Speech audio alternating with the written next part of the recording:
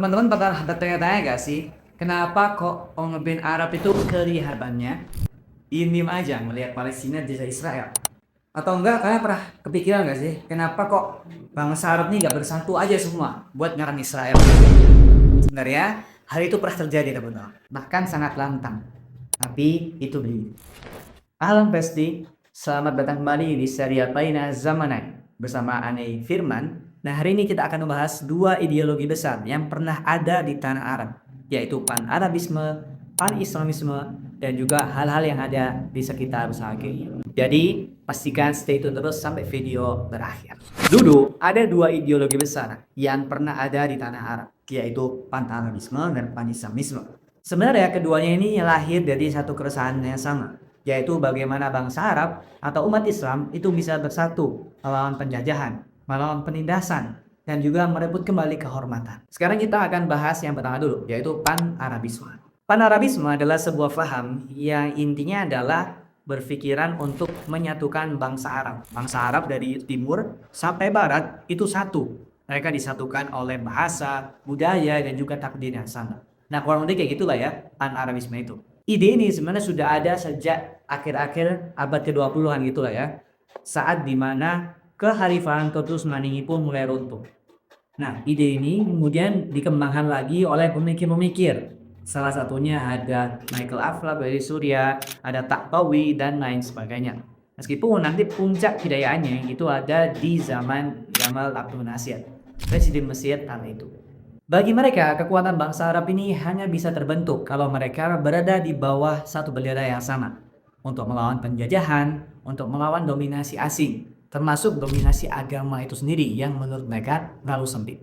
Nah, dari sini kita bisa melihat teman-teman ya, bahwasanya ide untuk mempersatukan bangsa Arab di bawah satu bendera itu udah pernah ada dulu. Dan akhirnya ini benar terjadi tentu. Kalau kita melihat fast forward ya ke zamannya Gamal Abdel Nasir. Beliau adalah presiden Mesir yang saat itu menjadi tokoh kunci dalam ideologi Pan-Arabisme. Beliau ini udah banyak melakukan hal-hal yang warigau teman-teman ya. Salah satunya adalah menasionalisasi Terusan Suez nih. Lalu berikutnya di tahun 1958, Gamal Abdel Nasir juga menjadi tokoh penting dalam terbentuknya Uni Republik Arab atau UAR. Uni Arab Republik berarti ya. UAR ini didirikan dengan menggabungkan Mesir beserta Suriah. Jadi udah satu langkah yang konkret lah ya untuk menyatukan bangsa Arab. Tapi ternyata mimpi tidak seindah realita. Singkat cerita teman-teman, Uni Arab Republik ini akhirnya berakhir setelah 3 tahun berdiri. Banyak sih faktornya, salah satunya adalah faktor internal, kemudian juga ada banyak hal yang lain. Nah, setelah Uni Arab Republik ini runtuh, kepercayaan orang-orang terhadap Pan-Arabisme ini sudah mulai menurun. Apalagi diperparah dengan kejadian Perang 6 Hari. Untuk memahami Perang 6 Hari, kita harus balik lagi ya ke masa-masa berdirinya Israel, yaitu di tahun 1948. Ketika Israel ini baru berdiri teman-teman, udah pasti ya negara-negara di sekitarnya itu merasa jengkel ya. Karena setahun sebelumnya di tahun 1947, Britania itu membagi wilayah Palestina itu ke beberapa orang. Sedangkan Yahudi itu dapat porsi yang paling banyak, 55%. Otomatis negara-negara di sekitarnya marah dong ya, jengkel. Dan satu hari setelah Israel ini diproklamasikan, negara-negara Arab itu sama-sama menyerang. Ya, ini adalah perang Arab Israel pertama ya, antara Mesir, Suriah, Lebanon, dan kawan-kawannya melawan Israel. Tapi sayangnya saat itu Israel yang menang. Nah, masa-masa sebelum, selama, dan sesudah pendirian negara Israel ini sangat-sangat dipenuhi oleh pembantaian, pembunuhan, dan pengusiran orang-orang Palestina. Sehingga masa-masa ini dikenal dengan Nakba, atau dalam bahasa Indonesia disebut malapetaka. Singkat cerita, perang Arab Israel yang pertama ini menghasilkan perjanjian gencatan senjata teman-teman. Terjadi tahun 1949. Dan ketika perjanjian itu terhitung ada sekitar 750.000 warga Palestina yang harus mengungsi. Ada 400 sampai 500 desa yang akhirnya hancur dan tak terhitung lagi orang-orang yang meninggal karena insiden ini. Nah, 75 tahun berikutnya, dunia akhirnya baru sadar.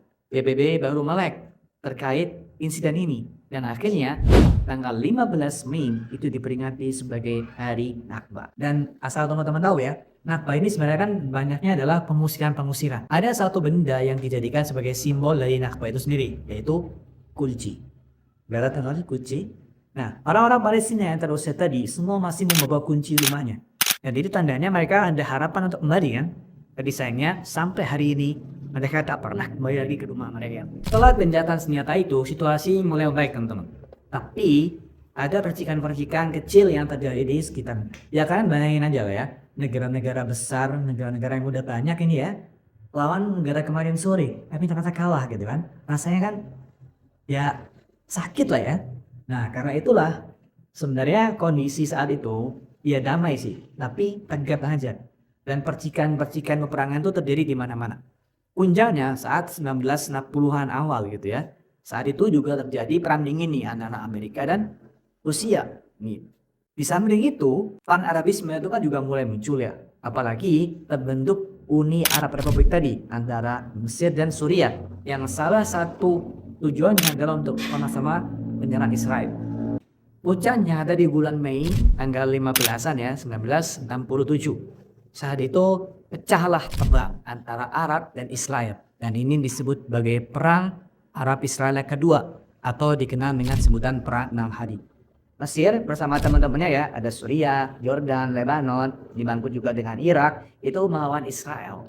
Tapi sayang beribu sayang, sekali lagi Israel yang menggunakan perang ini. Dalam waktu 6 hari, Israel berhasil meluluhlantahkan negara-negara Arab tadi. Dan dalam waktu 6 hari ini, Israel berhasil merebut banyak sekali daerah-daerah yang sebelumnya itu wilayah kekuasaan mereka-mereka. Kekuasaan Mesir ya di Sinai, kemudian ada tanah tinggi Golan, kemudian Suriah, ada tempat-tempat yang lainnya. Yang intinya luasnya itu 3 kali lipat dari ukuran Israel sebelumnya. Ini adalah pukulan keras ya bagi bangsa Arab. Ini adalah sebuah insiden yang menimbulkan kesedihan luar biasa bagi bangsa Arab, terutama bagi ideologi pan-Arabisme tadi. Orang-orang tuh semakin gak percaya lah dengan pan-Arabisme. Soalnya kalau tidak dilakukan aja, sama aja kalian udah gabung, udah sama-sama tapi masih kalah sama Israel. Nah akhirnya mereka mulai gak percaya orang-orang nih. Dan akhirnya karena insiden inilah pan-Arabisme itu mulai mengalami kemunduran tuh. Dan akhirnya karena insiden ini pan-Arabisme mulai ditinggalkan Pak. Namun di tengah malapetaka ini ternyata lahir sosok pejuang baru. Sosok pejuang yang tidak memikul senapan loh, tapi dia menggunakan pena dan kata naik. Orang ini adalah Mahmud Darwish. Ala hadil arb ma yastahiqul hadiah. Ini adalah sebuah bait yang sangat ikonik ya dari penyair Mahmud Darwish. Mahmud Darwish ini bukanlah jenderal. Mahmud Darwish ini bukan seorang pemimpin partai, tapi beliau adalah penyair yang menggemakan syair-syairnya di seluruh tanah Arab. Mahmud Darwish ini lahir di 1941 di sebuah desa kecil di Palestina sana. Dan bisa jadi desa itu sekarang udah nggak ada di peta karena sudah diluluhlantahkan oleh orang-orang Israel. Ya, Mahmud Darwish ini adalah saksi hidup ya teman-teman. Dia terusir dari desanya, dia juga melihat malapetaka Nakbah tadi, dan akhirnya dari situ dia mengabadikan memori ingatannya dalam syair-syairnya. Jasadnya Mahmud Darwish ini memang terusir dari tempat tinggalnya, tapi suara dan puisinya itu akan tetap di sana, bahkan lebih lama dari umurnya. Mahmud Darwish ini menggunakan puisi-puisinya bukan untuk mendramatisir perang teman-teman, tapi untuk merekam dan untuk mendokumentasikan apa yang terjadi di Palestina saat itu. Bahkan ketika Mahmud Darwish ini ditanyakan terkait identitasnya, dia menjawab dengan tegas, Sajil ana Arabi, Sajil ana Arabi. Ini adalah puisi yang sangat tegas teman-teman ya, yang menunjukkan bahwa dia ini orang Arab, dia ini orang Palestina. Dan itu syair ini ya teman-teman benar-benar terkenal dan digaungkan di mana-mana. Puisi-puisi dari Mahmud Darwish ini bahkan sempat dilarang oleh beberapa sekolah di Israel. Namun semakin dilarang, semakin banyak orang menghafalnya, semakin banyak orang yang melantunkannya. Dan akhirnya puisi Mahmud Darwish ini menjadi simbol perjuangan bangsa Palestina. Di jalan-jalan disuarakan, di tembok-tembok dituliskan, dan di mana-mana orang-orang menghafalnya. Dan unik ya teman-teman, dalam masa-masa ini ternyata Mahmud Darwish itu bertemu pujaan hatinya yang bernama Rita. Sayangnya Rita itu adalah seorang wanita Yahudi Israel. Bayangin teman-teman, ini bukan cuma beda agama ya, tapi udah seperti langit dan bumi lah ya, ada sinama Israel. Dulu udah ada lagu Fakmu ya, kayaknya ini cocok banget buat Mahmud Darwish. Ya pasti teman-teman, Mahmud Darwish dan Rita ini menyembunyikan kisah cinta mereka. Dan itu semua terlukiskan dalam puisi-puisinya Imam Darwis ini. Salah satu yang terkenal adalah puisinya yang berjudul Rita and the Rifle. Ya, Rita dan juga senapan. Rita menjadi kekasih hati Imam Darwis, sedangkan rifle, senapan itu adalah simbol perlawanan bangsa Palestina. Jadi benar-benar susah ya kisah cinta antara Imam Darwis dan Rita ini. Imam Darwis akhirnya wafat pada tahun 2008, tapi sajak puisi dan syairnya itu hidup lebih lama dari umurnya. Dan bahkan hingga hari ini puisi-puisinya itu masih dihafalkan dan dikaji oleh orang di seluruh dunia. Nah, selain Imam Darwis, teman-teman, ada juga satu orang yang perlu aku mention di sini, yaitu Ummu Kulsum. Dia adalah diva yang menjadi simbol bangsa Arab saat itu. Ummu Kulsum ini adalah seorang penyair. Dan uniknya dia ini punya hubungan yang dekat dengan Gamal Abdel Nasir. Ummu Kulsum ini sahabatnya Gamal Abdel Nasir. Ummu Kulsum ini selain menyanyikan lagu-lagu terkait cinta, dia juga menyanyikan lagu-lagu terkait nasionalisme. Bahkan lagu-lagunya inilah yang mengiringi tumbuh dan hacurnya pan-Arabisme. Kalau teman-teman tahu, lagunya yang berjudul Wallah Zaman Ya Silahi. Ini adalah lagu yang dijadikan sebagai lagu nasional bagi Uni Arab Republik tadi. Di era ini juga ada satu orang wanita yang sangat-sangat berpengaruh. Namanya adalah Nawal El-Saadawi. Nawal ini adalah seorang dokter dan juga seorang psikiater. Tapi dia juga seorang penulis yang sangat-sangat vokal. Sangat vokal menyuarakan kesetaraan gender, membongkar sistem patriarki di masyarakat Arab, dan juga mengkritisi pemerintah terkait hak-hak perempuan.